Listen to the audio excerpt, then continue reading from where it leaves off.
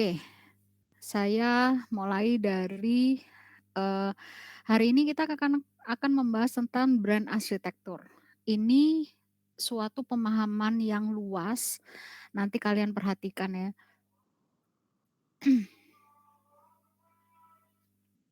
Eee, ini maaf ya, ini apa, saya kan sedang di rumah orang tua, rumahnya deket masjid.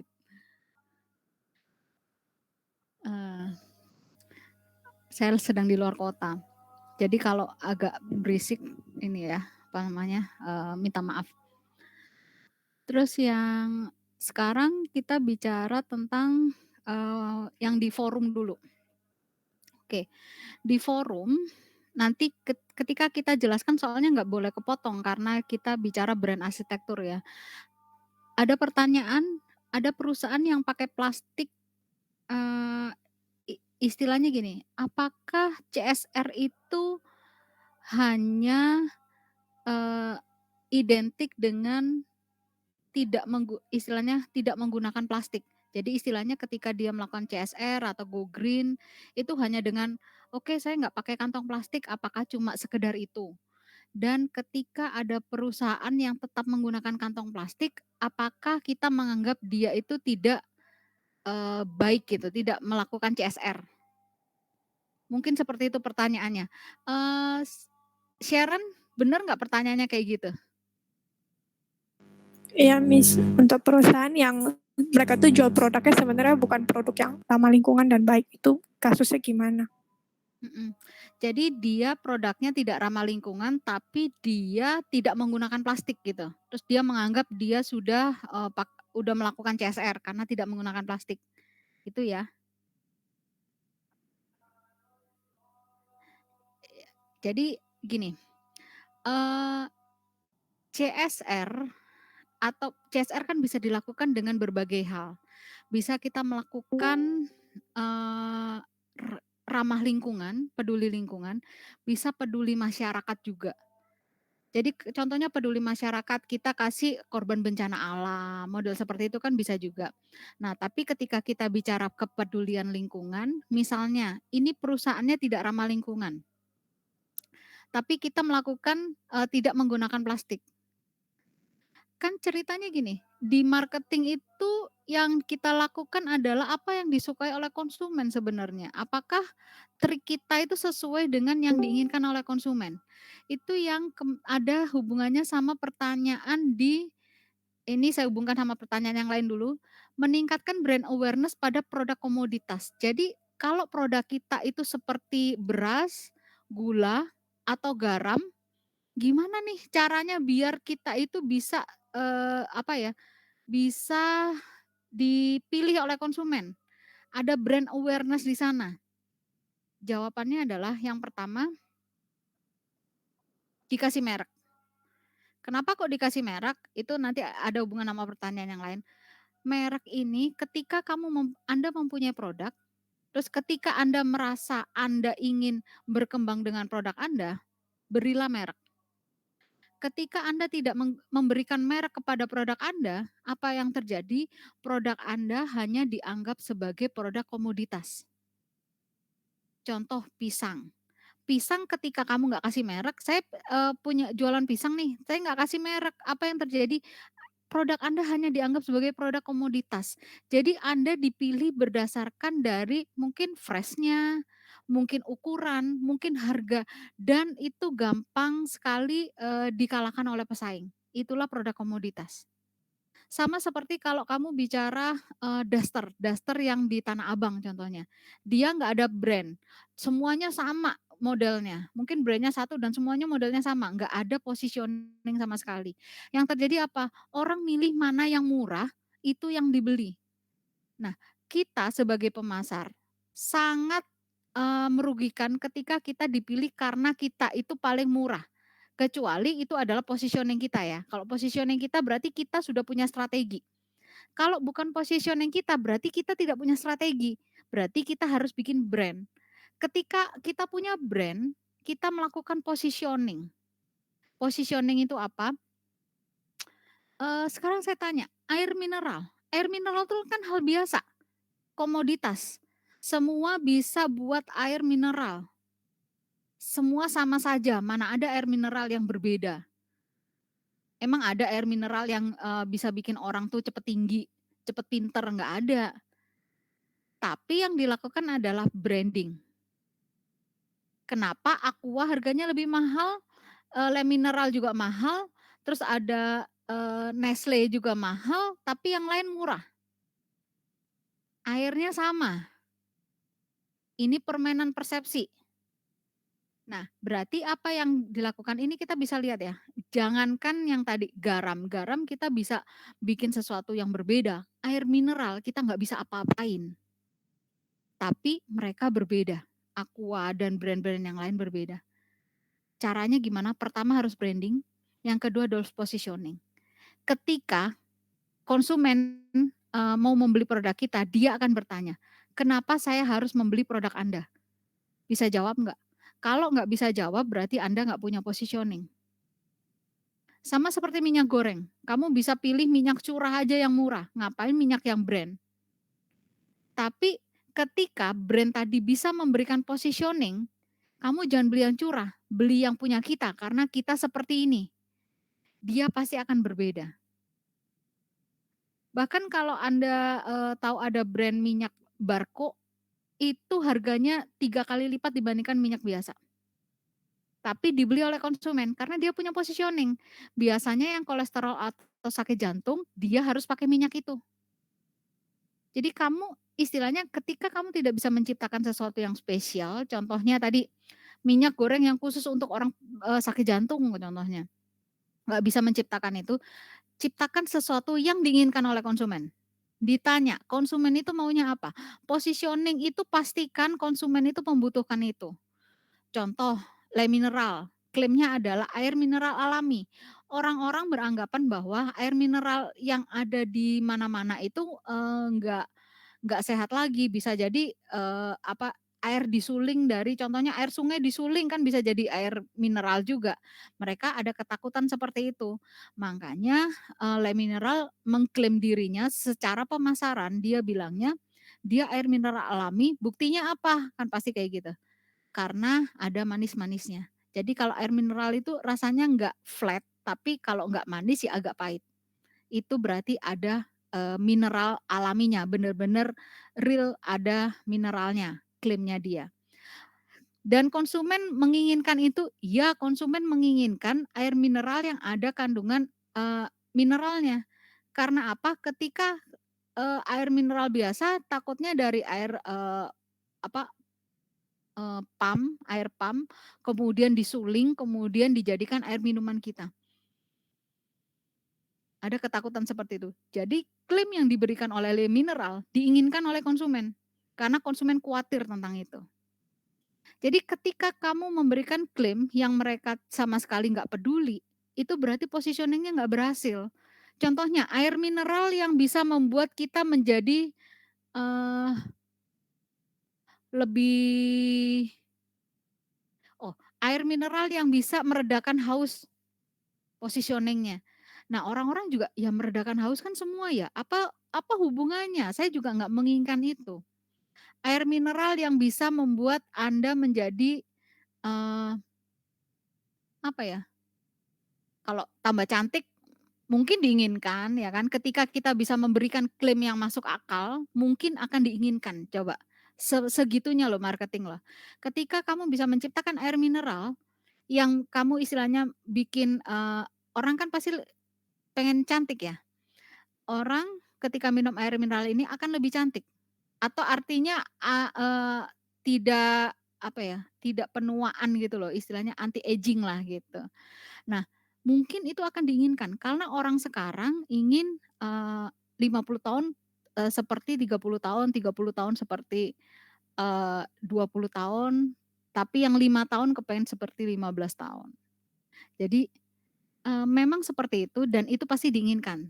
Tapi kamu harus memberikan klaim yang memang membuat dia percaya bahwa air mineral itu bisa membuat dirinya lebih cantik. Mungkin bisa ya ketika kita minum air banyak kan kita jadi air mineral ya, ketika kita minum air yang, contohnya Coca-Cola atau teh botol atau apa, kan memang nggak baik untuk kesehatan.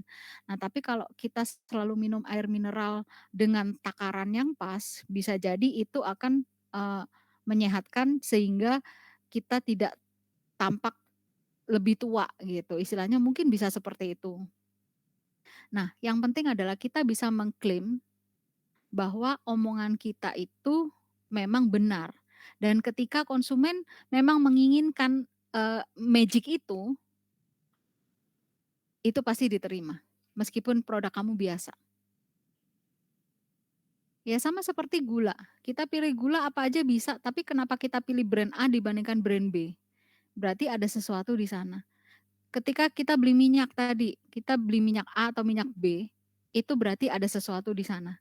Ketika Anda berani membayar lebih mahal untuk minyak tersebut. Tapi ketika kayak saya ke minyak nggak terlalu masalah, yang penting ada brand ya. Kalau curah saya takutnya itu, ada, apa ya, ada kecurangan yang ada di TV-TV gitu. Nah, ketika semua brand, saya biasanya di supermarket saya lihat mana yang lagi promo itu yang saya beli, saya nggak terlalu terpaku ke brand. Nah, ini artinya dia tidak secara pemasaran tidak menguntungkan. Ketika minyak diperlakukan seperti itu, minyak-minyak ini berarti belum menciptakan positioning yang tepat yang diinginkan oleh konsumen. Contohnya non kolesterol, klaimnya seperti itu. Konsumen mungkin beberapa persen doang yang concern terhadap non kolesterol tadi. Secara logika, ketika kamu goreng, itu pasti kolesterol. Kalau mau nggak kolesterol kan direbus, berarti logikanya bisa dipatahkan, dianggapnya seperti itu. Jadi klaim non kolesterol bisa jadi tidak mempan. Ketika tidak mempan, meskipun kamu klaim non kolesterol, Anda tetap dipilih berdasarkan harga. Beda sama barco tadi. Ketika dia benar-benar bisa mengklaim bahwa dia minyak goreng yang tepat untuk orang sakit jantung atau kolesterol, dan dia bisa, membuktikan itu, yang terjadi harganya 3 kali lipat tetap dibeli, untuk orang yang memang membutuhkan itu. Jadi ketika produk Anda sama saja, menurut saya semuanya sama saja, banyak hal yang sama saja, ada beras, ada gula, ada, eee, dap garam tadi bilang, amplop mungkin, kertas HVS. Nah, ini kan akhirnya semuanya biasa-biasa saja, yang penting adalah Anda bisa menciptakan brand dan Anda bisa menciptakan positioning yang diinginkan oleh konsumen Anda. Itu yang paling penting di sini. Positioning, dan positioning tadi itu benar-benar dia inginkan. Tadi, kalau non kolesterol, pengen nggak mereka, minyak goreng non kolesterol? Mungkin pengen, tapi klaimnya gampang dipatahkan. Terus dia, 2 kali penyaringan, gampang dipatahkan juga. Karena beningnya juga sama saja. Non kolesterol gampang diminum, bisa dites dengan cara diminum, Sanko. Tapi ujung-ujungnya orang yang kolesterol tidak makan gorengan. Nah, jadi ini yang kita bicara pentingnya positioning. Sekarang saya tanya, eee, mudah-mudahan bisa. Ketika Anda menjual di Tokopedia contohnya. Di Tokopedia kan produknya sama, contohnya Anda dapat dari, seller yang sama. Contohnya Anda jualan, ini apa namanya, kertas HVS merek Sinar Dunia contohnya. Satu kelas ini jualan kertas HVS merek Sinar Dunia, ngambil di saya. Semuanya ngambil di saya nih jualannya. Berarti saya jual paling mahal, saya kasih harga Anda 35.000. Anda kan nggak mungkin jual di harga di bawah 35, kan rugi kan? Karena dapat dari saya 35, semua Anda dapat dari saya 35.000. Anda semua, ada 44 orang jualan di Tokopedia, produk yang sama, ngambilnya sama-sama di saya. Kan kasusnya sekarang kayak gitu kan banyak ya, produknya sama, tokonya doang yang beda. Biasanya mereka main harga. Kebetulan kalau mereka memang, bagus ada kerjasama, maksudnya gini, ada beberapa orang yang memang kerjasamanya di, orang yang bisa ngasih murah gitu, itu lebih bagus lagi. Tapi ketika, eee, semuanya orang itu contohnya di saya tadi dan saya kasih harga 35 kan Anda nggak mungkin bisa menjual harga di bawah itu untuk bersaing dengan teman-teman Anda. Sekarang pertanyaannya, bagaimana cara Anda memasarkan di Tokopedia itu agar orang membeli produk itu di toko Anda dibandingkan di toko teman-teman Anda?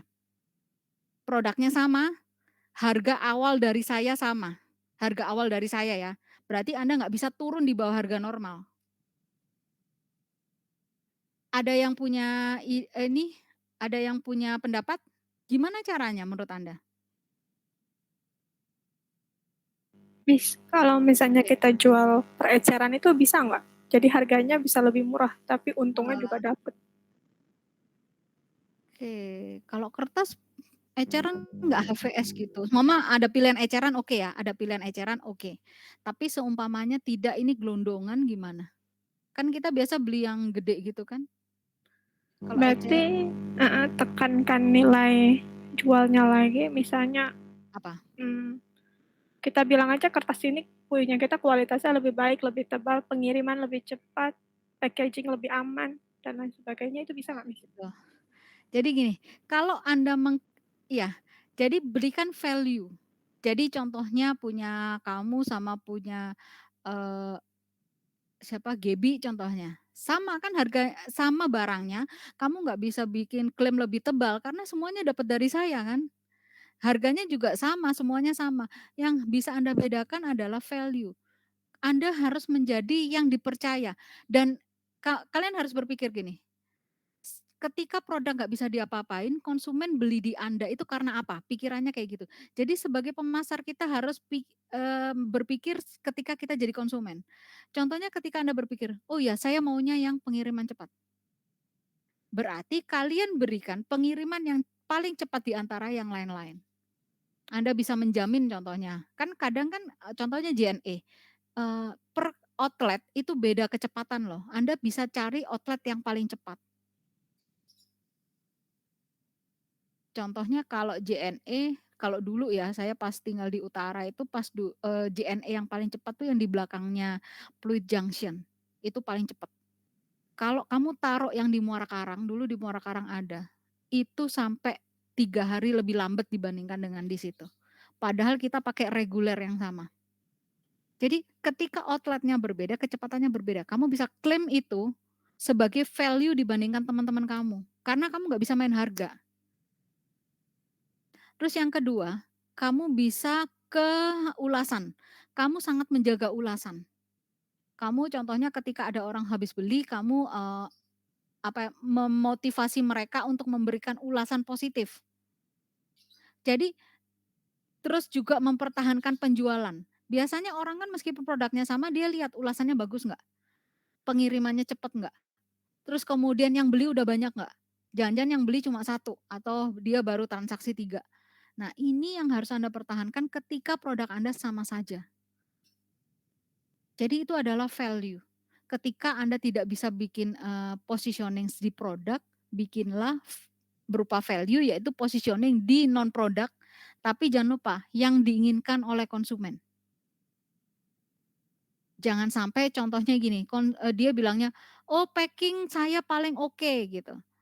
Ternyata konsumen nggak butuh itu, seumpama ya, kan konsumen butuh packing yang bagus ya, konsumen nggak butuh itu. Anda bayangkan ketika dia berupa produk cairan, body lotion atau apapun, mmm, orang pasti concern ke packing. Meskipun pengiriman lama, packing bagus akan lebih dicari. Berarti yang pengiriman cepat belum tentu dicari untuk di body lotion, tapi yang nomor satu adalah packing bagus. Berarti pastikan Anda melakukan packing yang bagus untuk di produk ini. Jadi gitu, marketing tuh harus seperti itu. Kalian cari positioning, apa yang diinginkan oleh konsumen, itu yang kita berikan. Itu pastikan seperti itu. Jadi jangan mengklaim sesuatu yang terlalu berlebihan, padahal itu tidak diinginkan oleh konsumen. Per produk bisa jadi beda yang diinginkan. Contohnya kalau produk, frozen food gitu, pasti orang akan fokus ke pengiriman cepat. Tapi tadi, body lotion atau yang berupa air biasanya lebih ke packing atau yang pecah belah. Nah, kalian harus lebih baik dibandingkan teman-teman Anda yang memang, Anda mempunyai kelemahan yaitu semuanya, ambil di saya, jadi Anda nggak bisa main harga, Anda harus lakukan itu. Pasti Anda dipilih. Itu, yang pertama. Terus yang kedua tadi, kita balik lagi ke plastik. Ada beberapa kasus yang gini, kadang perusahaan itu tidak bisa, mengubah produknya menjadi ramah lingkungan. Tapi yang bisa dia lakukan adalah meminimalisir atau mengobati dari kerusakan yang pernah dia lakukan. Itu pernah saya jelaskan di pertemuan-pertemuan kemarin. Contohnya McDonald, KFC. KFC kan tidak bisa membuat produk yang menyehatkan, nggak bisa kan dia ketika dia bikin produk KFC menyehatkan, dia bukan KFC lagi.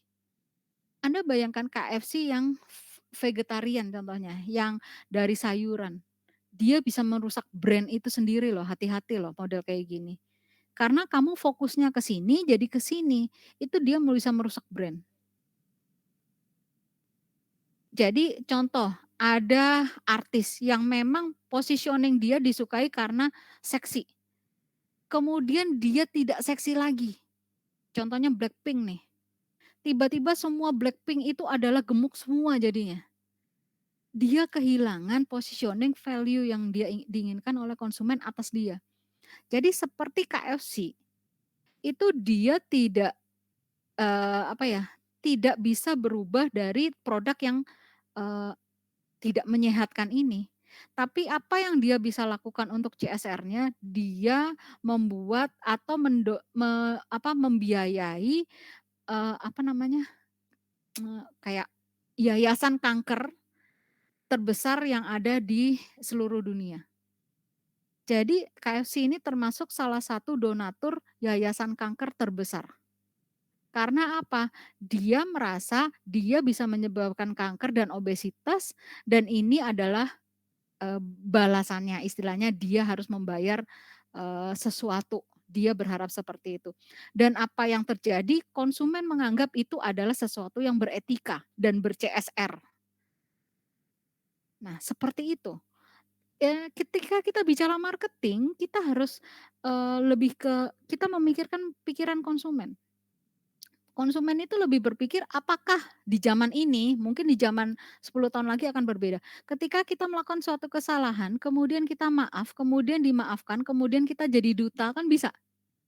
Kita melanggar lalu lintas, kemudian kita viral, kemudian kita minta maaf dan menyesal, besoknya jadi duta lalu lintas. Bisa kan?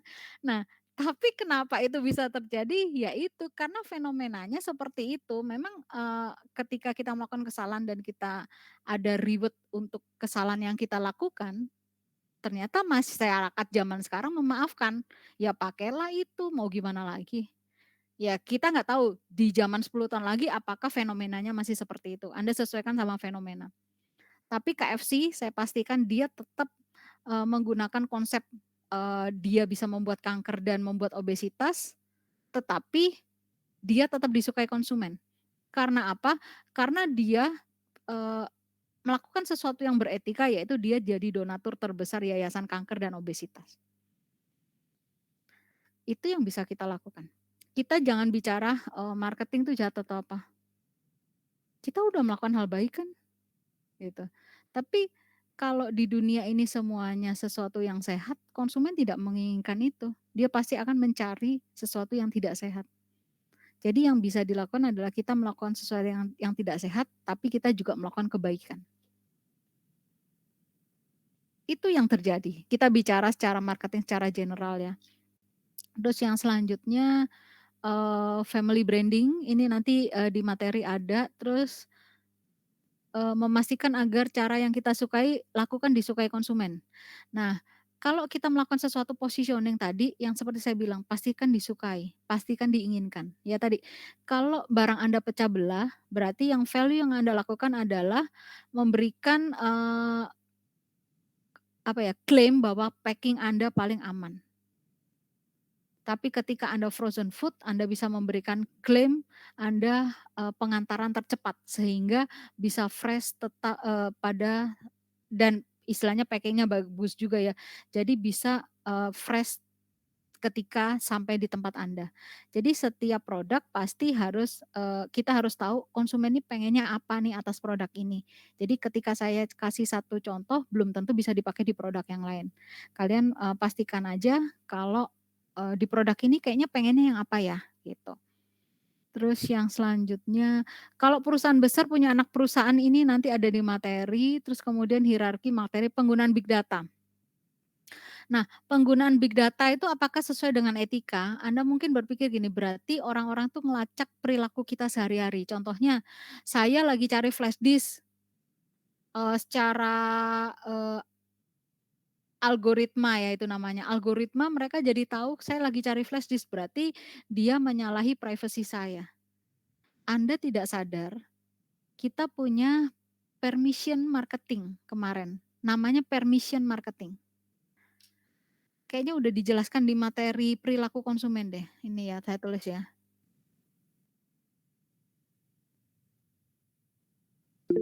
Nih, di chat permission marketing namanya.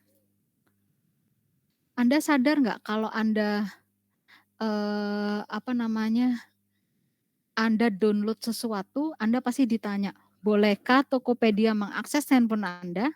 Bolehkah Tokopedia mengakses kamera Anda? Bolehkah Tokopedia mengakses apa Anda?" Anda yes yes yes. Permission marketing sudah Anda lakukan. Berarti Anda seperti menandatangani materai yang menunjukkan bahwa Anda boleh melihat saya. Terus sekarang Anda bilang, "Wah kamu menyalahi aturan." Kamu sudah permission marketing loh. Dia punya bukti kalau Anda ngeklik yes loh. Nah itulah namanya permission marketing. Kalian mungkin ini ya, setiap kita aplikasi, bayangkan aplikasi apapun pasti ada yes. Pesen tiket aja, tiket, pesawat gitu ya, pasti ada sesuatu yang kita yesin. Kalau nggak di-yes, dia nggak akan next. Minimal data Anda itu ke-detect sama dia, dan kita mengizinkan itu dengan mengklik yes loh.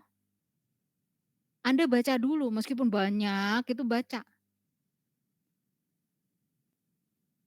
Jadi kecuali ya, kecuali data perbankan. Data perbankan itu biasanya nggak ada klik yes. Tapi sampai data perbankan ada klik yes dan kalian yes, dia boleh mengakses data Anda loh. Jadi kita mulai sekarang harus hati-hati ya kalau aplikasi apa Anda klik yes yes yes itu waduh hati-hati. Tapi ya gimana lagi kalau nggak kayak nggak kita okein kan nggak bisa next. Ya gimana ya terpaksa, iyain tapi ya itu, konsekuensinya, eee, kita nggak tahu siapa yang beretika ya, tapi mereka kan itu bilangnya permission marketing, kita udah izin kok dan Anda mengizinkan, so what? Gitu. Itu yang big data. Dia jadi, Tokopedia berhak melacak Anda. Terus yang selanjutnya, ciri-ciri brand equity yang kuat. Kalau brand equity kuat tuh cirinya gini, ketika Anda merasa, eee, percaya banget, percaya dalam bentuk apapun ya, loyal dan yang lain-lain pada suatu merek, itu equity-nya tinggi. Contoh, Anda handphone maunya iPhone, setiap ada iPhone baru Anda beli. Kalau ditawarin, "Eh, merek lain ada loh bagus loh." "Enggak iPhone yang paling bagus." Berarti diri Anda, iPhone itu ekuitasnya sangat tinggi. Persepsi, berani bayar lebih mahal, setia, itu namanya ekuitas.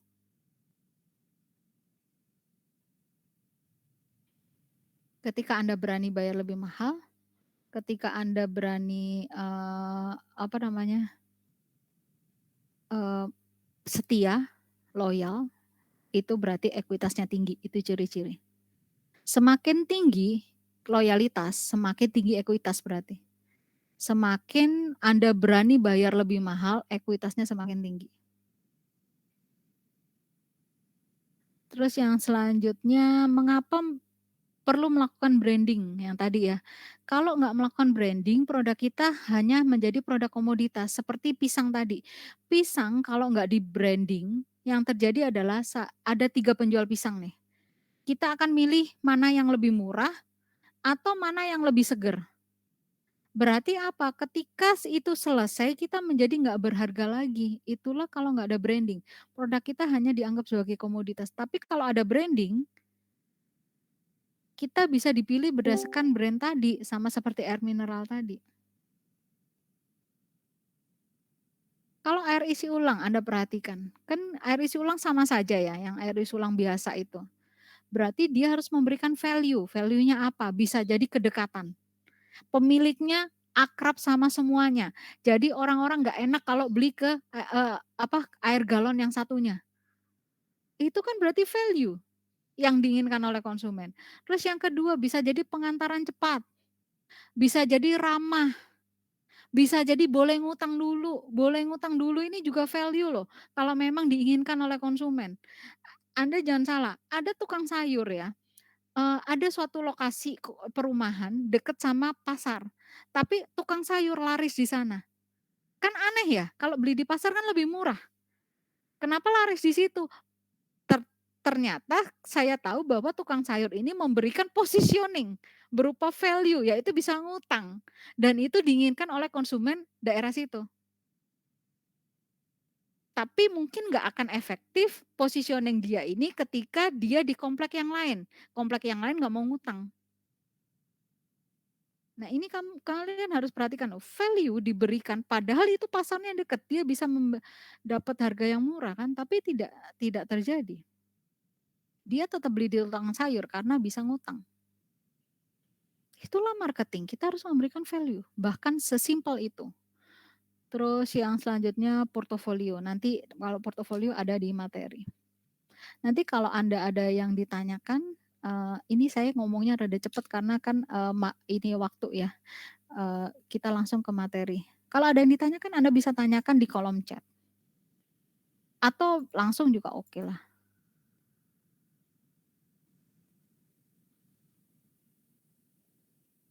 Oke, merancang dan menerapkan strategi arsitektur merek.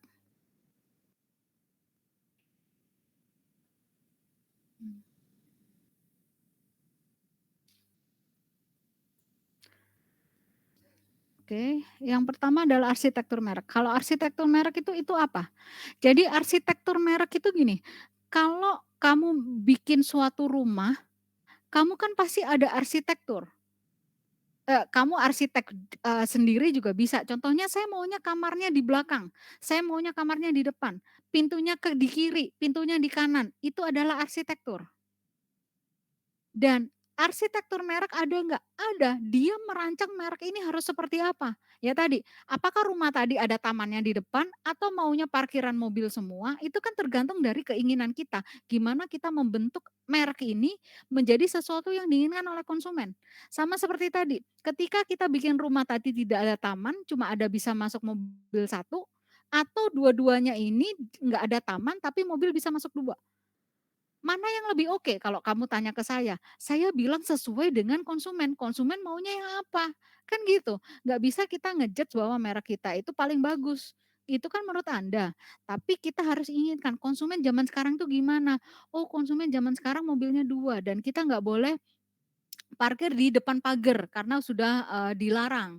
Sekarang mau ada, apa namanya, eee peraturan bahwa kalau, perpanjang STNK harus dipastikan dia harus punya garasi.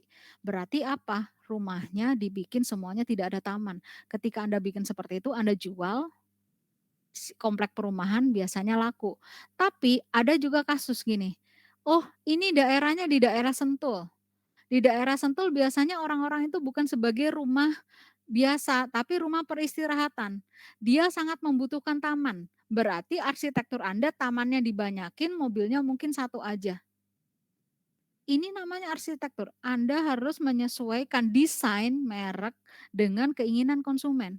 Dan Anda harus menentukan elemen mana yang Anda diterapkan dan akhirnya cocok dengan konsumen.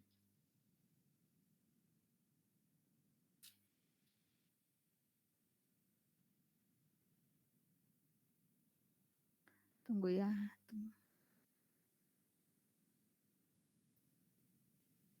Eee, Sebentar 2 menit ya.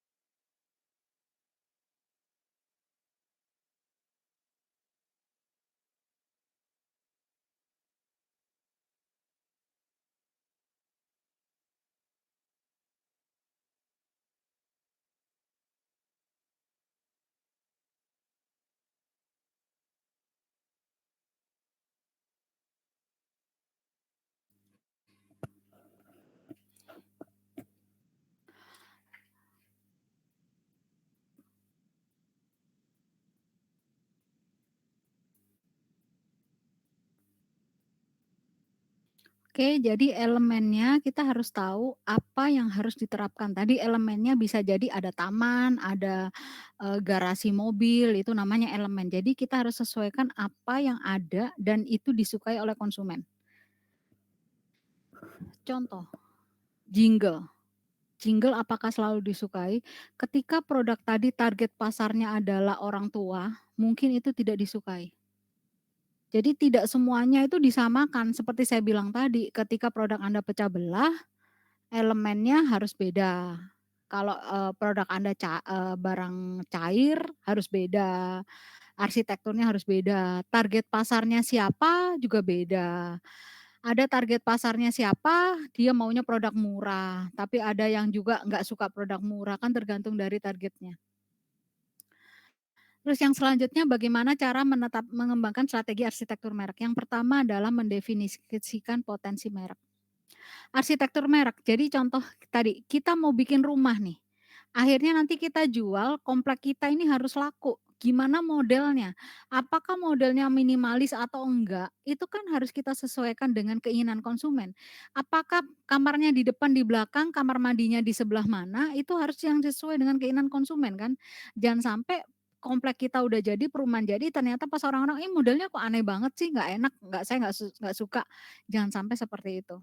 Makanya kita harus menentukan arsitektur merek dulu. Yang pertama potensi dulu.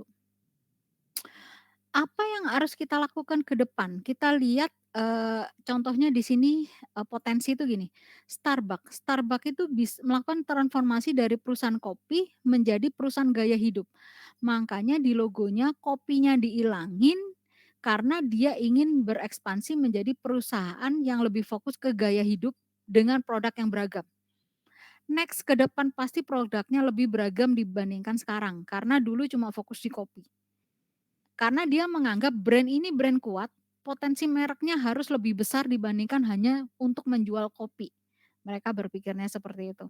Itu namanya potensi.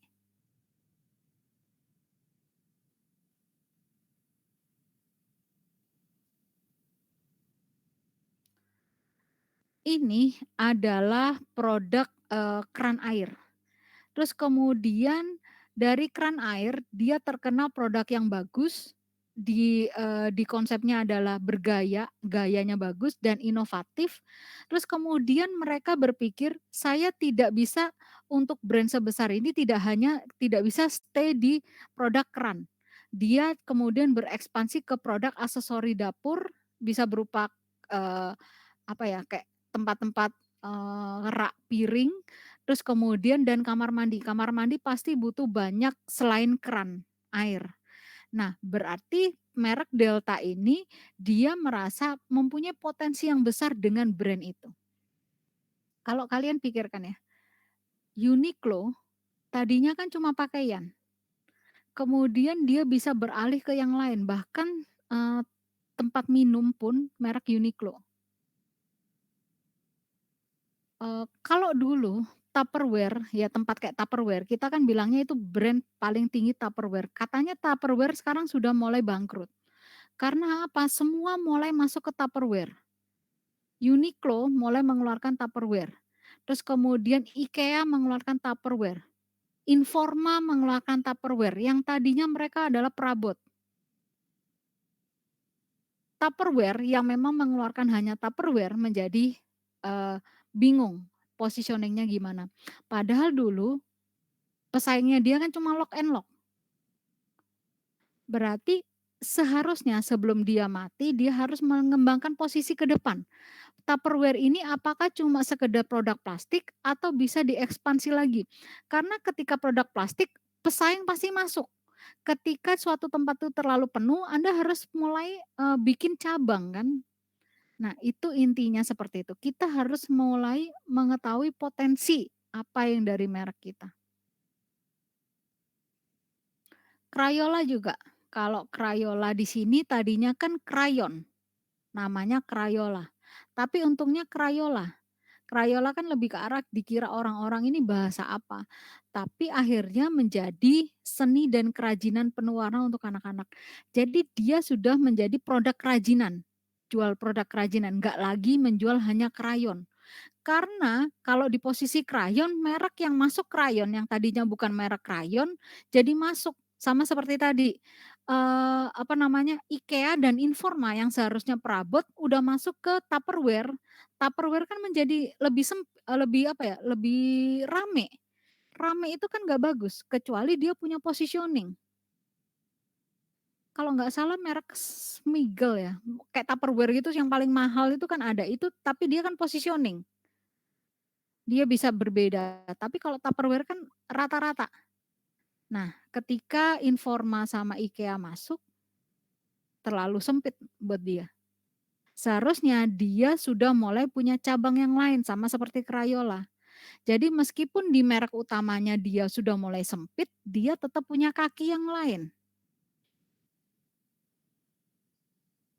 Contoh sama seperti UBM contohnya ya. Prodi manajemen sudah kuat, tapi kan akhirnya muncul kampus-kampus lain yang juga meluncurkan program studi manajemen. Gimana caranya? Kita bikin program studi yang lain. Jadi meskipun manajemen masih ada kaki, tapi kita harus punya kaki yang lain, karena manajemen ini semakin sempit. Karena apa? Kampus lain juga pakai prodi manajemen, punya prodi manajemen. Nah, intinya seperti itu. Ketika kita cuma fokus ke satu hal yang memang saat ini besar, kita harus pertahankan pastinya ya, seperti Aqua itu dipertahankan banget. Tapi kita juga harus punya tadi, menilai potensi ke depannya itu bagaimana. Kalau seumpama gini, sekarang penghasilan 100 juta, 10 tahun lagi 100 juta, kamu itu nggak berkembang. Jadi sekarang 100 juta harus, 10 tahun lagi harus 500 juta. Itu yang kita inginkan. Makanya potensi ke depan itu pasti harus sudah dipikirkan oleh suatu merek. Yang kedua adalah, peluangnya. Peluangnya adalah salah satunya adalah perluasan merek. Kalau ditanya, kenapa harus perluasan merek?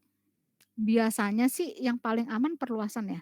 Tapi ketika suatu produk tadi sudah mulai besar, biasanya kita lakukan brand yang berbeda. Nanti selanjutnya akan dijelaskan.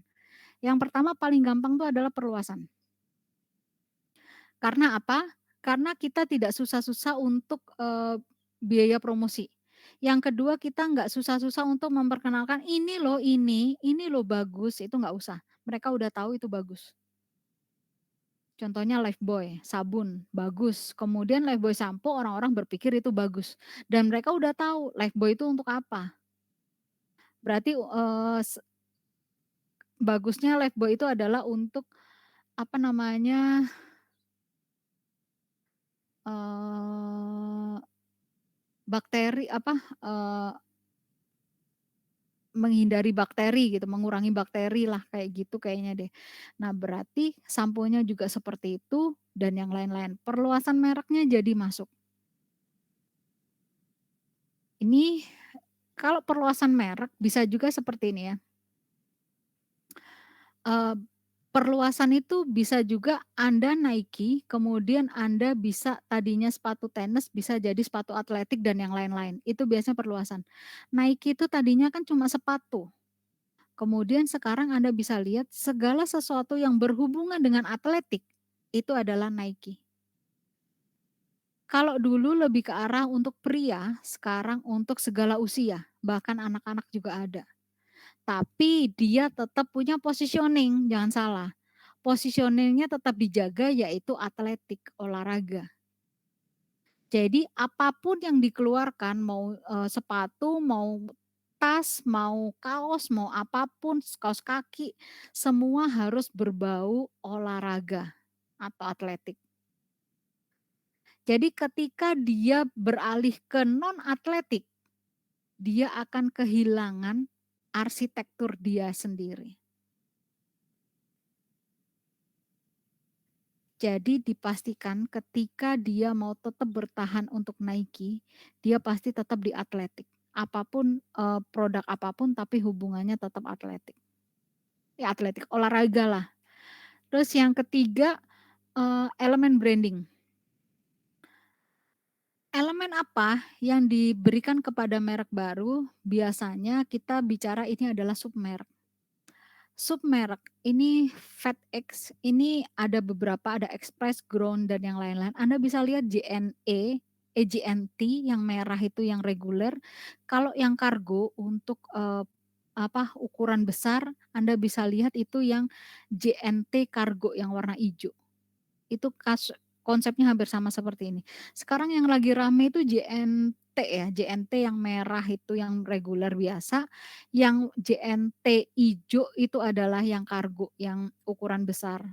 Kenapa dipisahkan? Berarti ini namanya submerek. Mereka ingin memberikan harga yang murah pada pada pengiriman yang besar. Kalau semuanya disamakan ke JNT merah, contohnya dia hanya punya JNT yang merah, berarti harganya per kilo 10.000 contohnya kayak gitu. Ketika ada orang yang mengirim 50 kilo, kan rugi, dia pasti nggak pakai JNT. Saya yakin orang yang mengirim besar pasti nggak pakai JNT karena mahal. Dia lebih pakai, Dakota atau apa yang murah, karena dia prinsipnya kargo. JNT sendiri, dia berpikir, "Wah, kalau saya nggak membuka sesuatu yang baru, potensi ke depannya, dia pasti bakalan mati." Karena pesaing sudah mulai banyak banget. Pengiriman kan sekarang banyak banget. Jadi dia punya 2 kaki, yaitu kargo sama yang biasa, yang kargo yang warna ijo. Jadi ketika ada orang punya barang besar, dia pakai yang JNT ijo. Harga lebih murah pastinya dan yang dilakukan adalah jangan pindah ke pesaing, tetap ke kita, karena kita brand-nya lebih bagus, lebih dipercaya. Nah, itu yang terjadi. Jadi kenapa kita lakukan seperti itu, karena ya tadi, kita mau bicara 2 kaki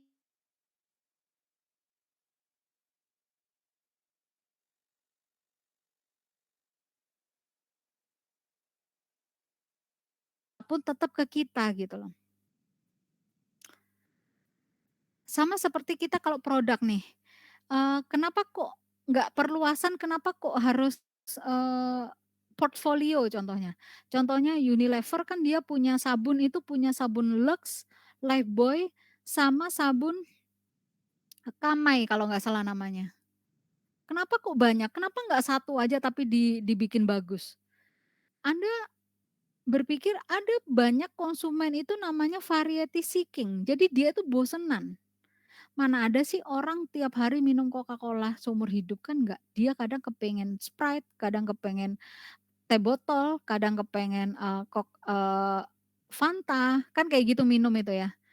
Nah, perusahaan ini memastikan bahwa kamu mau minum Fanta, mau minum, jus, mau minum ini, mau minum teh, mau minum apa, duitnya ke saya semua, karena semua merek itu punya saya. Coba kalau punya satu merek. Dia bosan ke Anda, duitnya dikasih ke pesaing Anda. Lah kalau itu, kamu bosan, kalau saya bilang, "Oh kamu bosan, kamu sekarang udah bosan, soft drink ya? Ya udah minum teh gih," gitu. Tapi minum tehnya produksi punya saya juga. Atau sabun, "Kamu udah bosan ya sabun yang ini ya? Ya udah pakai sabun ini gih." Punya kita juga, cuma brand-nya beda. Tapi orang-orang kan beranggapan saya sudah bosan dengan itu, saya pindah, mereka nggak tahu kalau memang dia nyetor ke orang yang sama uangnya.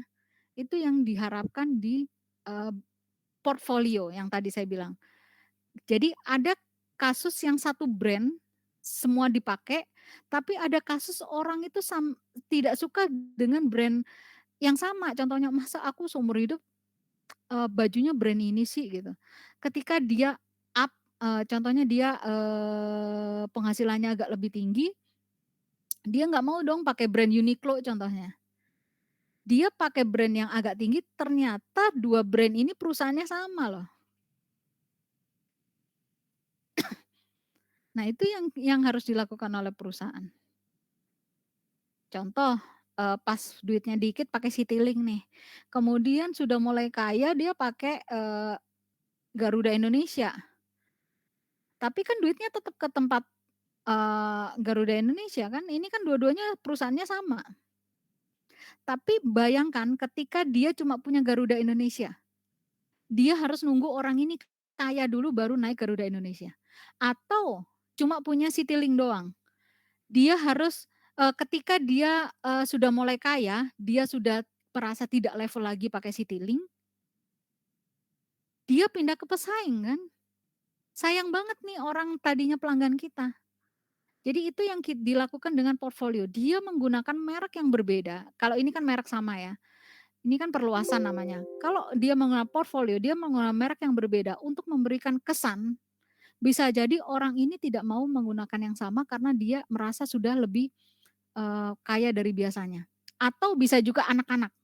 Anak-anak sudah merasa dewasa, dia tidak mau menggunakan brand yang sama seperti pas dia anak-anak dulu. Nah, itu tetap kamu harus menyediakan itu, jadi meskipun dia pindah ke mana pun duitnya tetap ke Anda, itu yang harus Anda lakukan.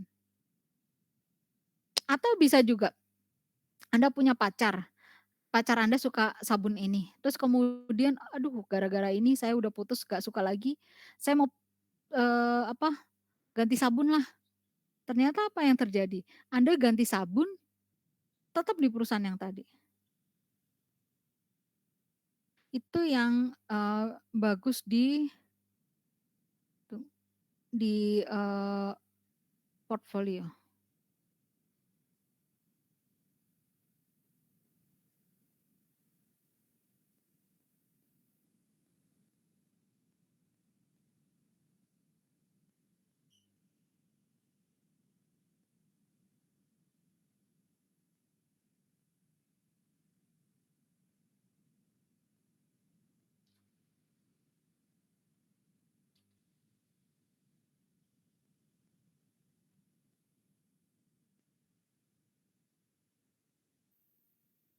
Ini aman ya? Saya takutnya tiba-tiba mati, saya nggak bawa ini lagi, nggak bawa apa, handbrake. Oke, yang selanjutnya peran arsitektur merek. Peran arsitektur merek, tunggu deh.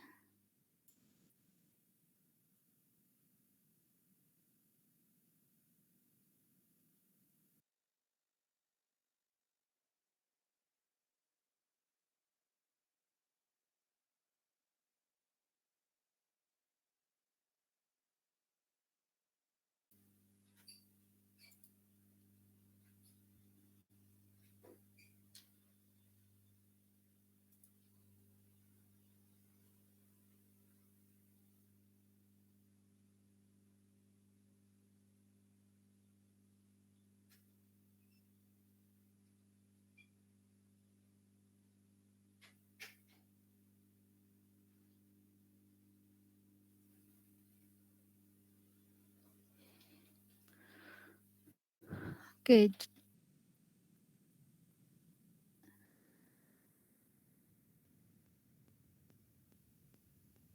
oke, jadi yang selanjutnya adalah peran arsitektur merek. Kenapa kita bicara arsitektur, itu adalah brand awareness sama brand image. Tadi yang saya bilang, produk kamu itu kamu bikin seperti apa konsepnya.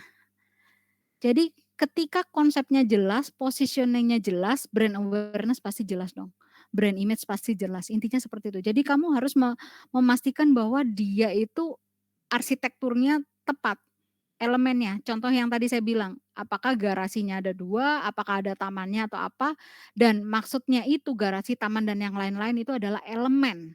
Ya kan? Apakah dia harus ada karakter, apakah dia warnanya seperti apa, apakah dia, dijual di mana, itu kan juga, eee, menjadi arsitektur merek. Ya gini ya, jadi positioning yang tadi kita bicara arsitektur, kita tidak hanya berpikir bahwa ke produk saja loh. Jadi produk ini dijual, dulu kalau Anda ingat MLM, produknya biasa tapi yang kuat adalah sistem salurannya, kalau MLM. Terus kemudian ada yang, arsitektur penguatnya adalah produk, itu wajar ya.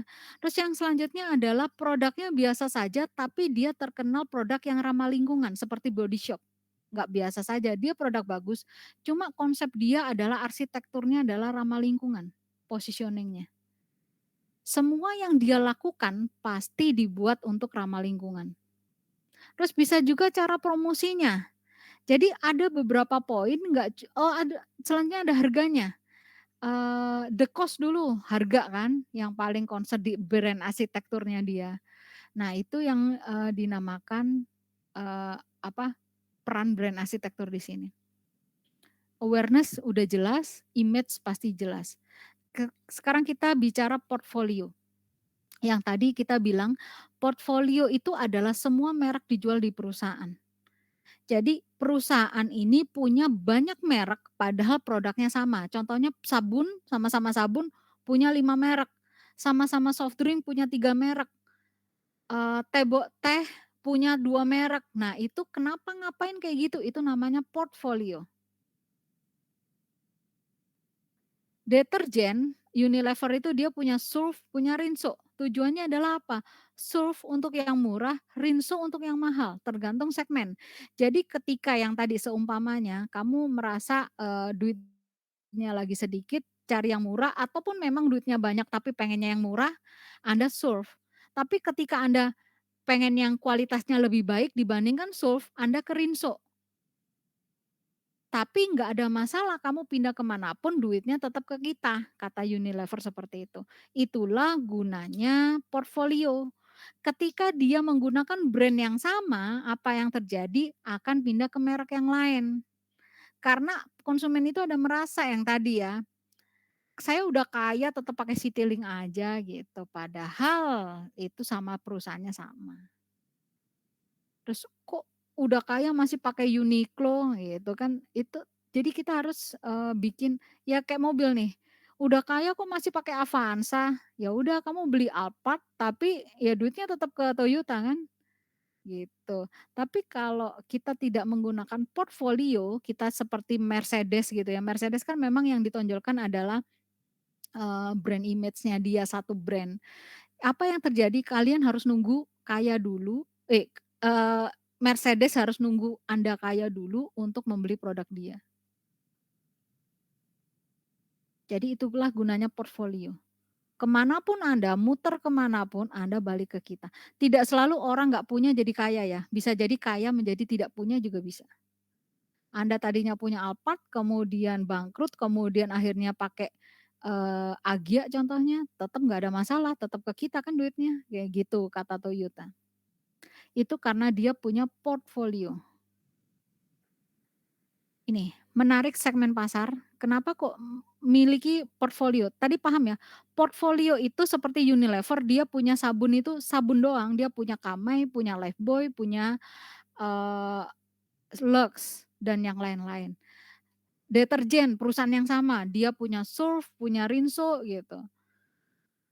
Itu namanya portfolio. Terus kalau gini, segmen pasar. Jadi meskipun dia punya 3 merek, dia harus memastikan arsitekturnya berbeda, segmen pasarnya berbeda, jangan sampai yang satu kemakan yang lain. Jadi tadi, contoh satu perusahaan dia punya Coca-Cola, Sprite, sama Fanta. Jangan ketimpa-timpa, dia harus mempunyai sesuatu beda, segmen pasarnya beda, 3 ini. Itu dia harus menciptakan sesuatu yang berbeda. Lux sama Lifebuoy beda nggak? Beda. Lux kecantikan, Lifebuoy, apa ya, kesehatan kesehatan. Kesehatan itu Lifebuoy. Terus yang kedua flanker, nanti flanker dijelaskan next, kemudian sapi perah juga next, entry level, low end ini juga dijelaskan nanti, prestige dan ketersediaan produk. Yang ketersediaan produk doang yang bisa kita jelaskan. Jadi gini, kalau Anda masuk supermarket, contohnya, saya mau beli, sampo, satu, satu rak itu ada banyak sampo kan, yang diinginkan oleh produsen adalah satu rak itu punya dia semua. Jadi meskipun konsumen mau milih tetap duitnya di dia, itu yang dia inginkan. Karena konsumen milihnya dia punya ini, segmen pasar yang nomor satu. Contoh, saya hari ini rambut saya rontok, saya beli sampo ini, tetap masuk ke perusahaan yang sama. Wah, saya ini nggak cocok nih kayaknya nih sampo ini nih. Saya mau cari sampo anti rontok yang merek yang lain. Ini merek ini saya sudah blacklist nih nggak cocok. Merek yang lain, ternyata perusahaannya sama. dan ternyata cocok, kan gitu cocok-cocokan. Nah, apa yang terjadi, kemanapun konsumen, dia tetap di tempat kita. Ketersediaan produk juga, ini kalau kita bicara ke retail, ini kan kita sekarang manajemen merek ya, kalau kita bicara ke retail ini menjadi salah satu poin utama di, produsen juga. Bayangkan kalau di suatu supermarket 70% aja, 70% produk di supermarket itu adalah produk Unilever, contohnya ya, semuanya produk Unilever. Dari sampo hampir semua brand-nya pakai Unilever, minyak goreng semua brand-nya pakai Unilever, semuanya pakai Unilever. 70% produknya adalah produk Unilever, apa yang terjadi? Kekuatan Unilever itu kuat di, supermarket tadi. Supermarket tadi harus kebaik-baikin, Unilever, agar Unilever tetap mau kerja sama sama dia, kan gitu. Bayangkan ketika produk Anda cuma satu di sana, brand-nya satu. Contohnya cuma, brand Lux doang. Supermarket bilang apa ke kalian, "Kamu taruh harga mahal banget ya di sini ya?" "Ya emang harganya segini." "Ya udahlah jangan taruh di sinilah, sana sana sana pergi." Nggak rugi dong, dia masukin brand yang lain. Tapi Unilever, kamu ngusir satu produk, dia kesel 70% dari, supermarket Anda kosong. Dia narik semua produknya, nggak berani pastinya. Nah itu ketika kita bicara manajemen retail, itu penting.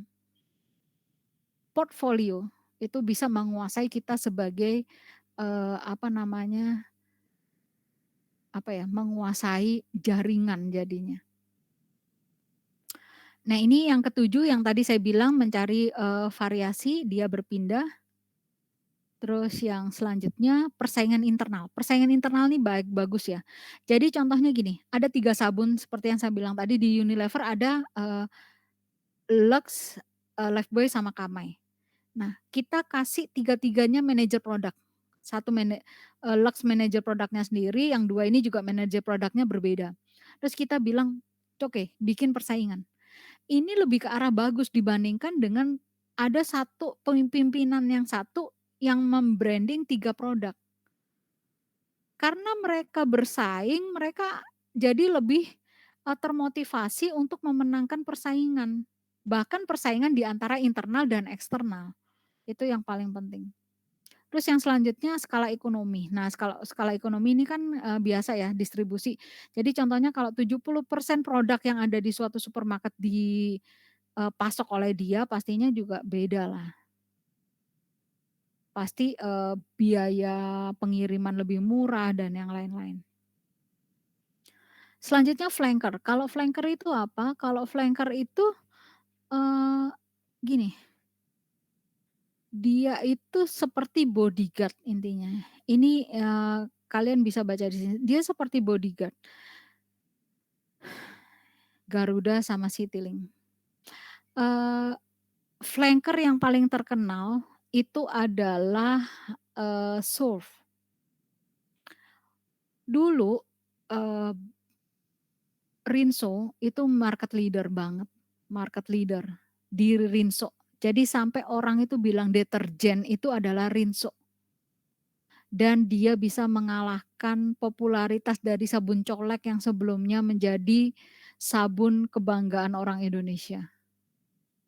Dulu kan nyuci pakai sabun colek, tapi kemudian muncul deterjen yang orang-orang bilangnya itu adalah Rinso. Kemudian seiring berjalannya waktu muncul, produk, deterjen namanya BOOM, BOOM tulisannya. Nah, BOOM ini waktu itu iklannya kalau nggak salah pakai badut dan yang lain-lain, dan itu terkenal di Indonesia karena apa? Karena dia memberikan harga yang murah dibandingkan dengan Rinso, jauh lebih murah. Orang-orang berpindah nggak, kalau era sebelumnya orang-orang tetap stay di Rinso dan di era itu orang-orang langsung pindah semua ke BOOM. Kenapa kok pindah semua ke BOOM? Ternyata pas diselidiki, orang positioning-nya atau value yang diberikan dari Rinso adalah dia tidak panas di tangan. Jadi kalau pakai Rinso itu memang agak mahal, tapi nyuci ke dia nggak rusak tangan. Itu, positioning-nya Rinso dan dulu disukai oleh konsumen di era itu, tahun 60, 70. Kemudian di era 2000-an ke depan, orang-orang sudah mulai berbeda. Wanita bekerja sudah mulai hal biasa, pembantu rumah tangga sudah mulai banyak. Yang terjadi adalah orang tidak lagi pengen, bayar mahal untuk tangan yang baik-baik saja. Yang nyuci kan bukan dia, yang nyuci adalah pembantunya. Ngapain saya jaga banget tangan pembantu saya harus bayar lebih mahal. Ada kepikiran seperti itu. Dan ada juga laundry. Laundry nggak mungkin pakai yang mahal. Terus kemudian ada pula mesin cuci.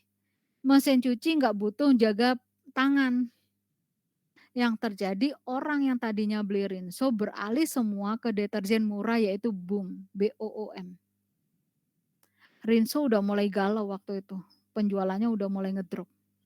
Karena positioning yang zaman dulu dia dambakan, dia unggulkan, ternyata zaman itu tidak relate lagi. Nah ini kita bisa tahu bahwa repositioning itu juga penting.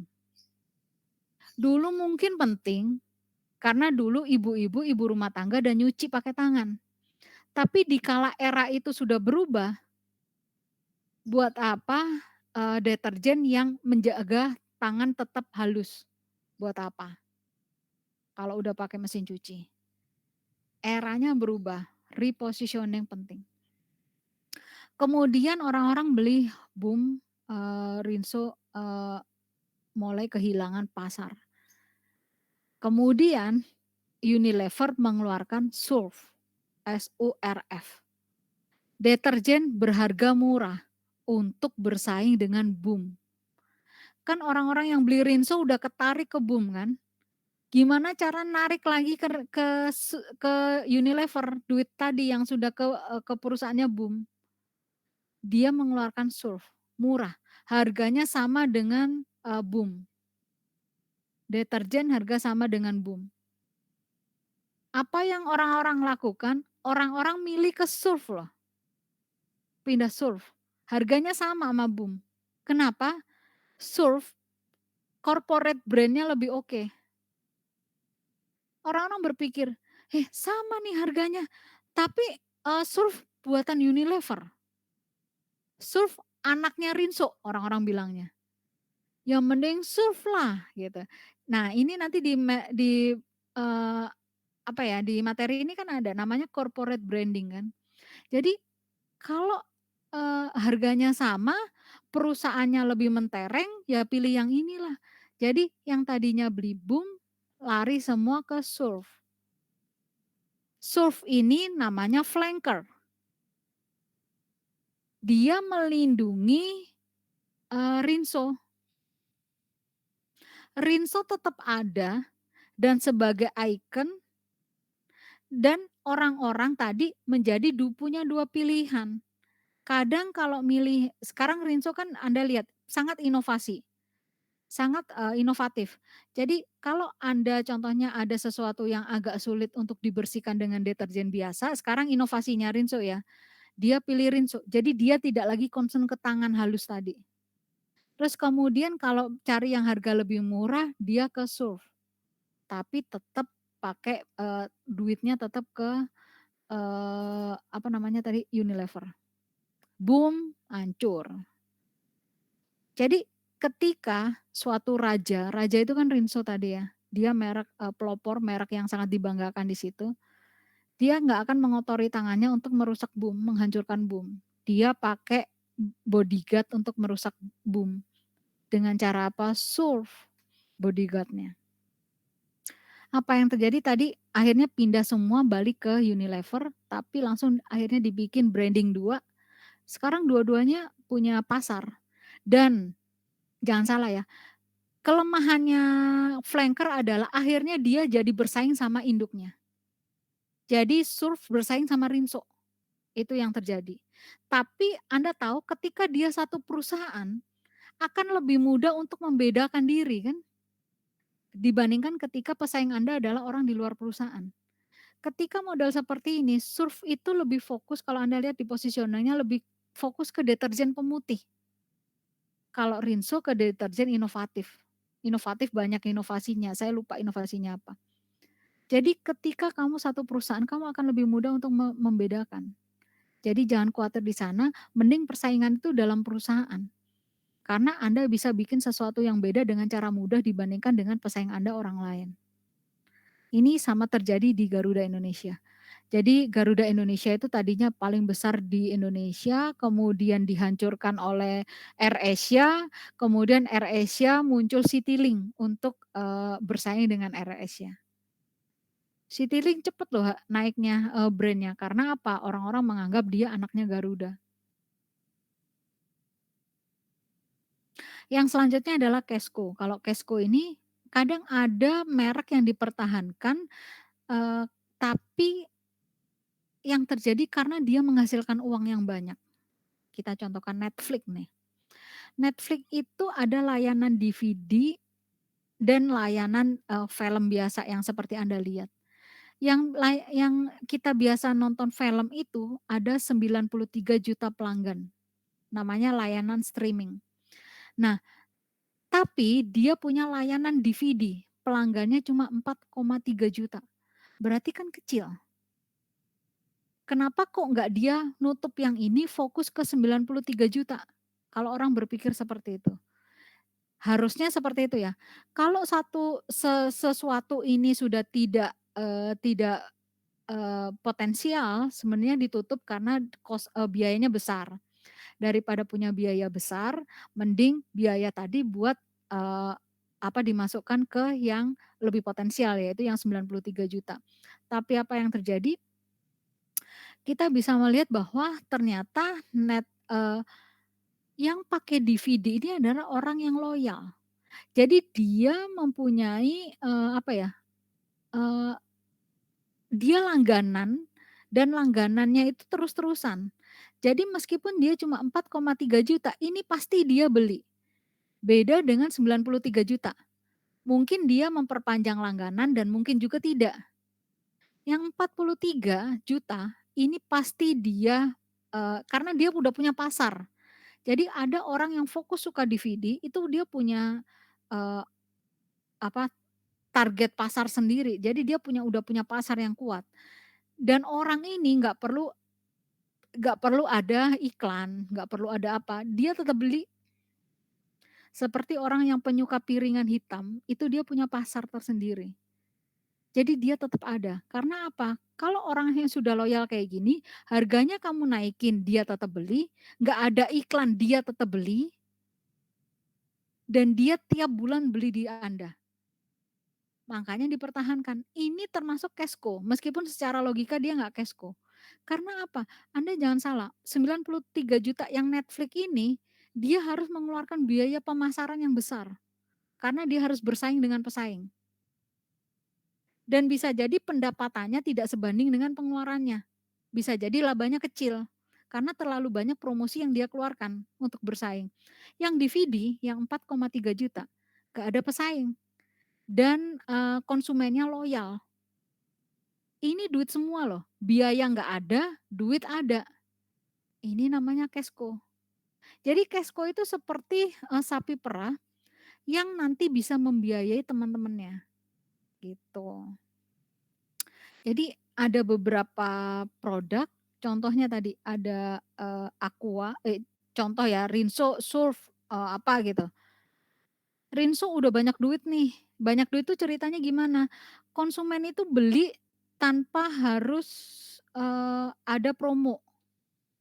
Simpati deh, Simpati, sama apa gitu yang punya Telkomsel. Yang Simpati itu termasuk Kesko. Orang-orang nggak usah dikasih promo gede-gedean tetep pakai dia, karena udah terlanjur udah pakai, handphone nomor itu. Nah, gimana terus kemudian ada As. As ini biayanya gede karena dia masih introduction, masih memperkenalkan diri. Ya duit untung dari, Simpati masukin ke As. Kayak gitu terus. Nanti suatu saat As ini menjadi sesuatu yang besar, dia jadi bertahan dia ngempanin yang lain lagi, kayak gitu. Itu namanya cash cow. Jadi yang paling bisa punya duit banyak, dia akan diperah untuk membiayai, yang lain yang belum kuat dan akhirnya semuanya menjadi kuat. Itu namanya cash cow.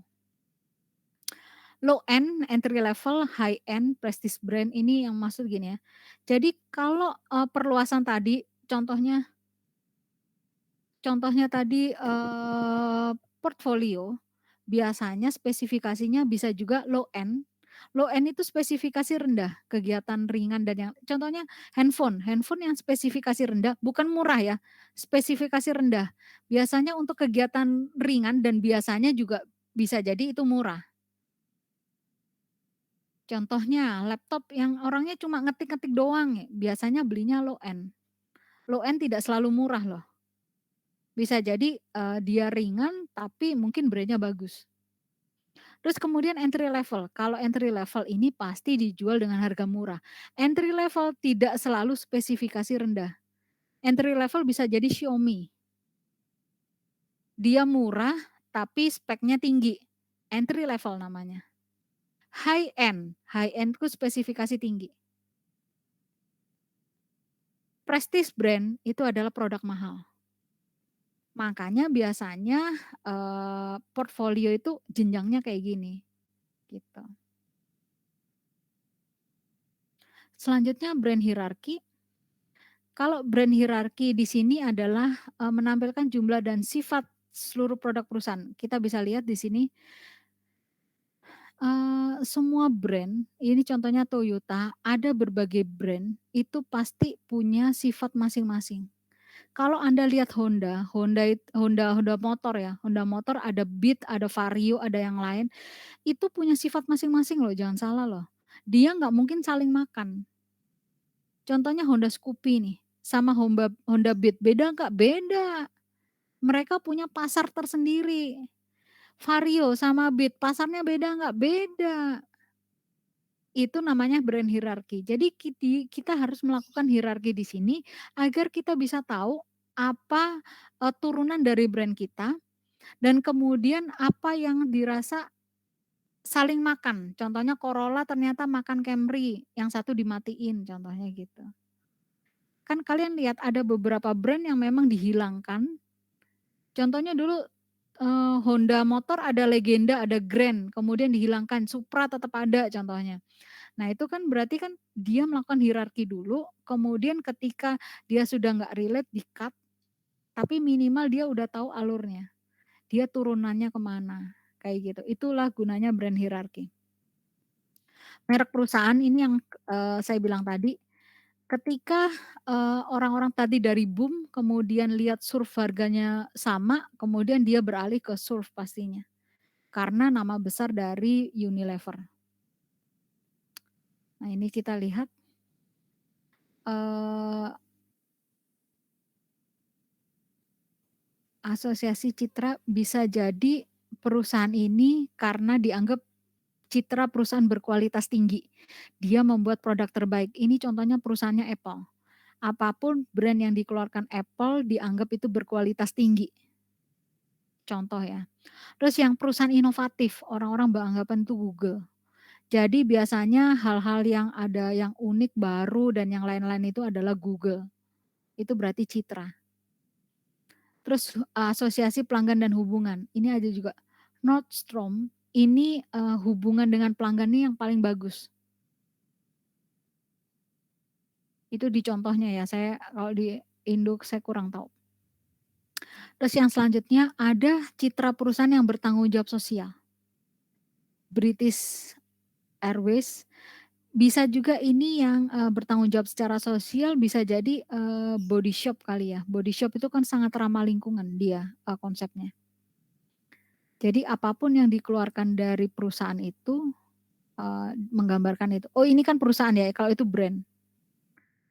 Terus yang selanjutnya bisa juga kredibilitas, ini bisa dibaca sendiri, intinya kayak gitu, citra perusahaan itu, akan mempengaruhi seberapa jauh merek yang dikeluarkan itu dianggap oleh konsumen. Seperti tadi ya, ada deterjen merek Boom, dan deterjen merek Surf, harganya sama. Orang pasti menganggap bahwa Surf lebih baik karena dia produksi Unilever yang memang terkenal bagus. Anda bayangkan gini aja perusahaan, ada Xenia, ada Avanza, harganya beda, mahalan Avanza, tapi penjualan Avanza lebih tinggi dibanding Xenia. Kenapa? Karena citra perusahaan. Orang-orang menganggap Toyota itu jauh lebih bagus dibandingkan Daihatsu.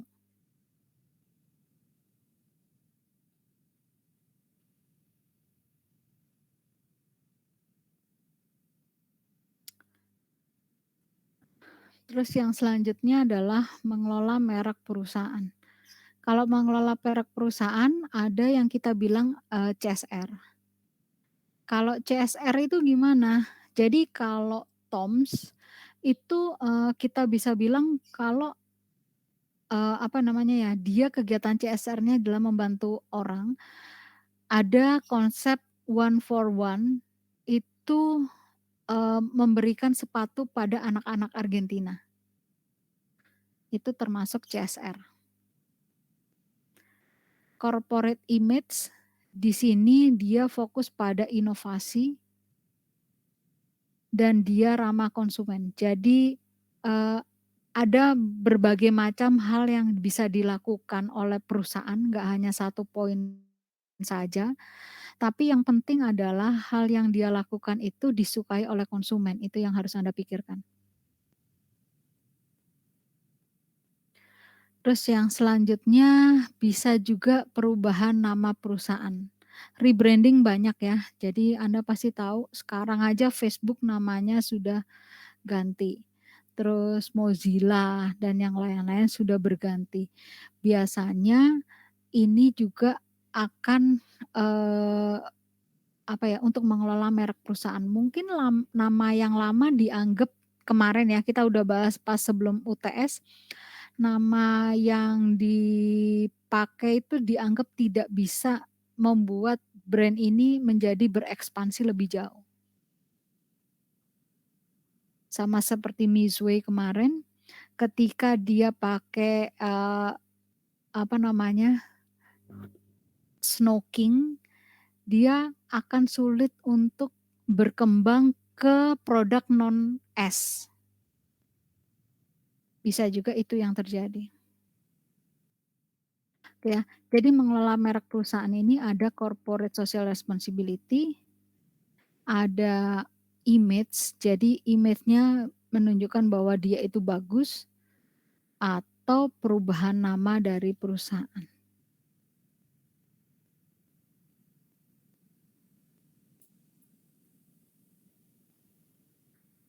Oke, sekarang kita coba lihat ini.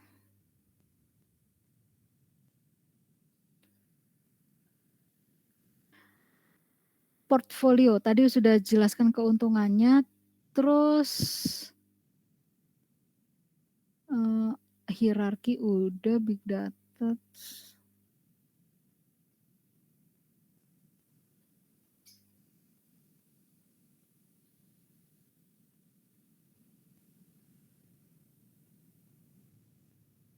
Oke, kalau sekarang yang lagi viral apa ya menurut Anda ya?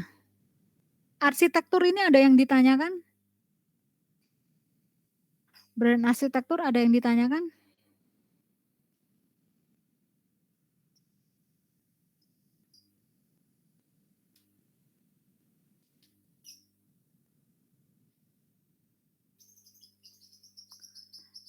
Paham ya. Jadi bagaimana cara pemasar itu, meng-create produknya menjadi sesuatu yang benar-benar dibutuhkan oleh konsumen. Ya tadi seperti saya bilang, elemennya bagaimana, contohnya warnanya bagaimana, rasanya bagaimana, kemasannya bagaimana, itu juga brand arsitektur. Contoh, Aqua aja kemasannya ada macam-macam.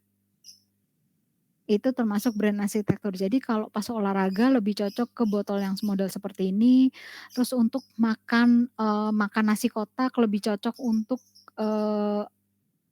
aqua gelas, yang model gelas, terus untuk sehari-hari lebih cocok yang 1,5 liter, kalau di rumah lebih cocok yang galon, berarti itu adalah termasuk arsitekturnya dia, yang diinginkan oleh konsumen itu adanya seperti apa. Terus yang kemudian kalau kita bicara positioning, eee, Aqua sama Le Mineral itu positioning-nya agak sulit ya. Jadi dia harus tetap repositioning seperti yang tadi, ketika produk Anda itu, eee, komoditas, jadi hal yang biasa kayak air mineral itu kan hal yang biasa, nggak ada yang luar biasa, jadi Anda cuma bisa main di, positioning. Gimana cara dia melakukan positioning, kita contohkan gini, eee, Aqua kemasannya bagus bla bla bla. Kemudian Le Mineral kemarin itu oh iya, bukan Aqua lebih ke arah galonnya itu tutupnya itu ada apanya gitu. Jadi dia bisa memastikan bahwa, sterilnya itu 100%. Kemudian Le Mineral mengklaim bahwa dia punya galon yang, sekali pakai, waktu itu sempat rame. Nah, kita bisa melihat di sini bahwa, eee, untuk produk yang bersifat komoditas yang hal biasa sebenarnya di branding-nya itu agak lebih sulit. Kamu harus benar-benar memastikan bahwa dia itu tetap, apa namanya, tetap berekspansi tetap melakukan, inovasi-inovasi yang diinginkan oleh konsumennya. Jangan sampai yang seperti saya bilang tadi kalau branding Anda, positioning Anda ternyata sudah tidak diinginkan lagi. Sama seperti Rinso yang tadinya branding-nya adalah tidak panas atau tidak merusak tangan, tapi di era yang selanjutnya orang tidak lagi nyuci menggunakan tangan. Jadi positioning tidak merusak tangan tadi menjadi tidak, bisa digunakan lagi. Terus bisa juga waktu itu ada kasus, sabun colek.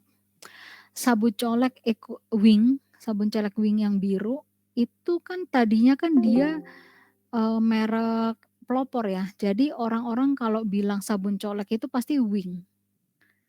Nah, kemudian di era ini, orang-orang sudah tidak lagi menggunakan Wing untuk mencuci, sabun colek untuk mencuci, tapi dia menggunakan, apa namanya, menggunakan, deterjen. Apa yang terjadi, Wing harus berpikir bagaimana caranya dia bisa bertahan. Kalau Anda pernah lihat Wing itu pernah dia bikin branding, dia bikin promosi penjualan yang menyatakan bahwa Wing itu punya value loh. Value-nya apa? Dia bisa digunakan untuk apa saja. Jadi, apa ya, multitasking lah dia bilangnya. Kalau deterjen kan cuma bisa nyuci baju kan.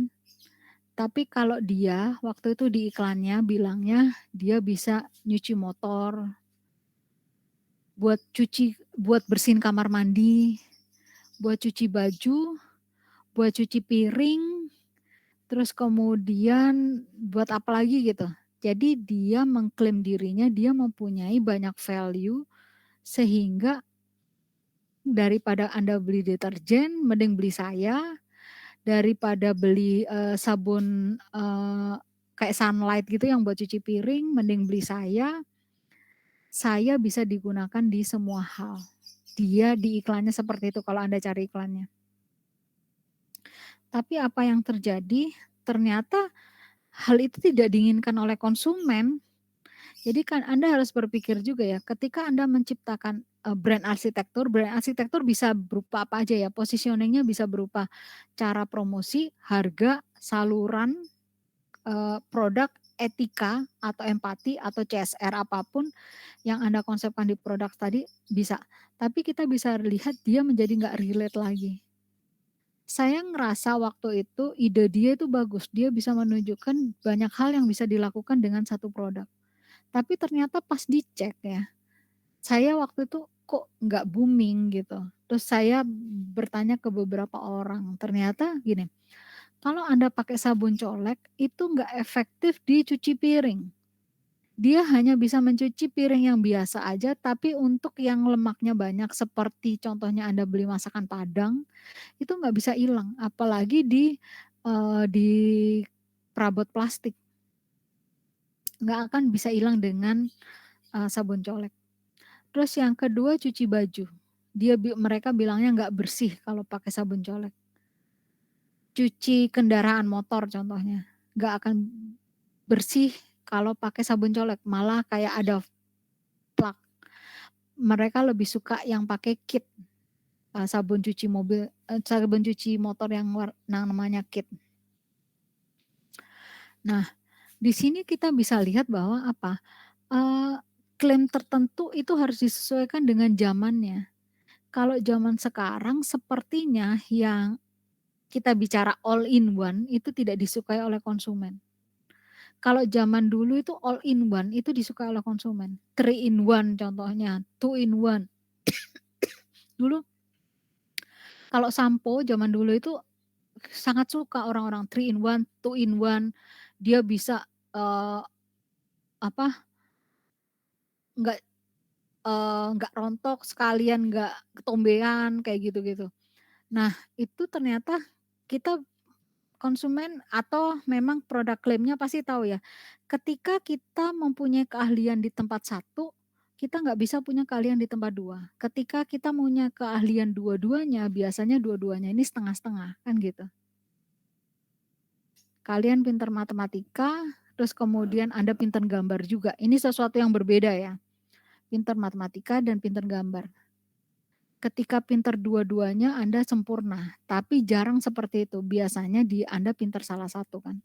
Yang satu mungkin biasa aja, tapi kalau ternyata pinter dua-duanya biasanya setengah-setengah, itu yang terjadi. Yang fokus itu biasanya lebih bagus, hasilnya. Makanya di zaman sekarang itu lebih ke arah positioning-nya itu nggak kayak gitu, positioning-nya itu inti satu. Anda bisa lihat sabun sampo contohnya. Sampo kan ada sampo inilah, sampo itu, sampo rontok sendiri, sampo, rambut keriting sendiri, sampo rambut habis diwarnai sendiri, sampo untuk orang berhijab sendiri, sampo untuk, ini sendiri, sampo untuk itu sendiri, sampo untuk kucing sendiri.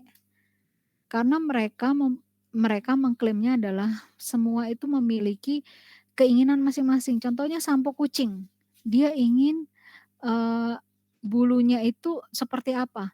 Tapi ketika diterapkan di rambut manusia kan beda keinginannya.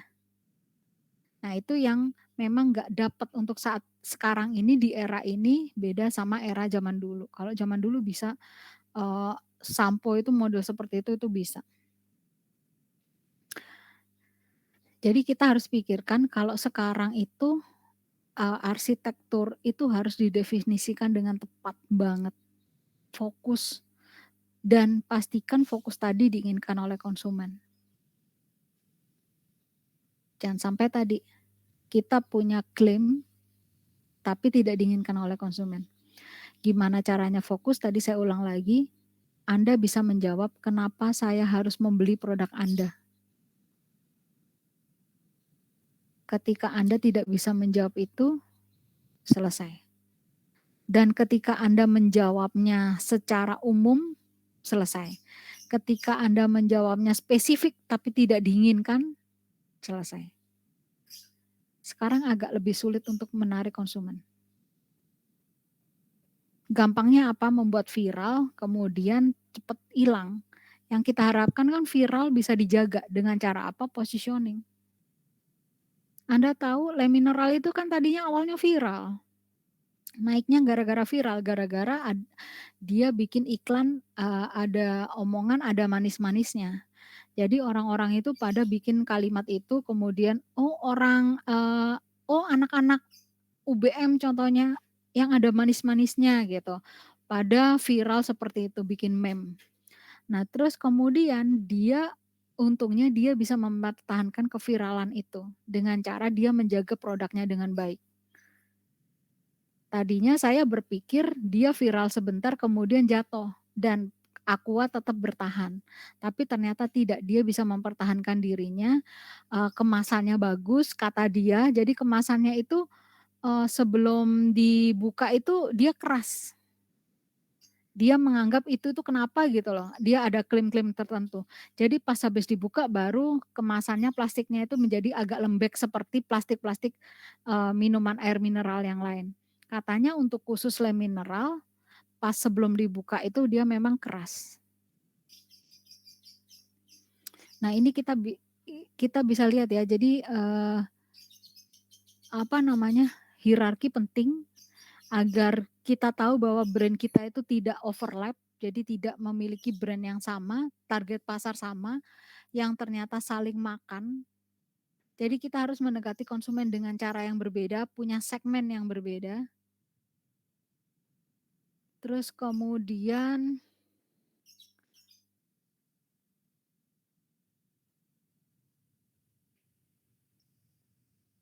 yang tadi family branding. Kalau family branding tadi, seperti, eee, brand extension ya, perluasan merek tadi. Kadang ada jeleknya, ada bagusnya. Kalau bagusnya adalah kita nggak usah bikin promosi, orang sudah tahu itu bagaimana. Jadi promosi nggak gede, biaya promosi nggak besar, tapi produk kita sudah laku. Dan produk kita dianggap sebagus dari produk, induknya. Jadi kalau kita ngeluarkan produk baru kan biasanya nggak dipercaya. Tapi ketika kita contohnya gini deh, siapa namanya, anaknya Pak Jokowi itu, Pak Gibran, itu kan, dia seperti perluasan merek. Dia menjabat ketika, orang tuanya masih menjabat. Minimal ekuitasnya dari Pak Jokowi ini masih bagus-bagusnya, dibanding ketika dia sudah tidak menjabat lagi. Bayangkan ketika AHY melakukan itu dikala Pak SBY menjabat, pasti beda. Karena ekuitas Pak SBY sekarang sama dibanding saat menjabat kan beda. Nah, kita bicara Pak Jokowi, ekuitasnya kan masih tinggi karena masih menjabat. Nah, kemudian apa yang terjadi? Anaknya ikutan. Anda bisa lihat ini namanya perluasan merek. Ketika di labelnya di badannya Pak Gibran ada Pak Jokowi, berarti dia dianggap karakternya sama seperti Pak Jokowi. Yaitu diinginkan oleh apa ya, penyukanya. Nah, kemudian ketika, apa namanya, branding-nya seperti itu nggak usah promosi lagi, pasti kepilih. Bayangkan kalau istilahnya orang biasa meskipun contohnya dia anaknya Pak Jokowi, tapi orang-orang nggak tahu nih anaknya Pak Jokowi, dia pakai brand yang beda. Apa yang terjadi? Dia harus mempromosikan diri kan, agar dianggap sebagus Pak Jokowi. Itu namanya, keunggulan dari brand extension. Brand extension itu nggak usah promosi, orang akan menganggap Anda sebagus dari merek induk. Kayak gitu. Tapi kelemahannya ya gitu, kalau ada Pak Gibran melakukan kesalahan pasti akan berdampak ke Pak Jokowi. Pak Jokowi melakukan kesalahan pasti akan berdampak ke sana. Jadi dua-duanya ini harus sama-sama bagus agar sama-sama mendukung. Itu, kelemahan sama kelebihannya. Oke, udah 13.10, terima kasih atas hari ini. Kalau ada yang ditanyakan Anda bisa tanyakan atau dikumpulkan untuk minggu depan. Sampai ketemu lagi, di pertemuan selanjutnya. Selamat siang. Thank you, Miss. Makasih, Miss. Makasih, Terima Miss. kasih ya. Terima kasih, Miss. Selamat siang. Ya, selamat siang. Makasih, Miss.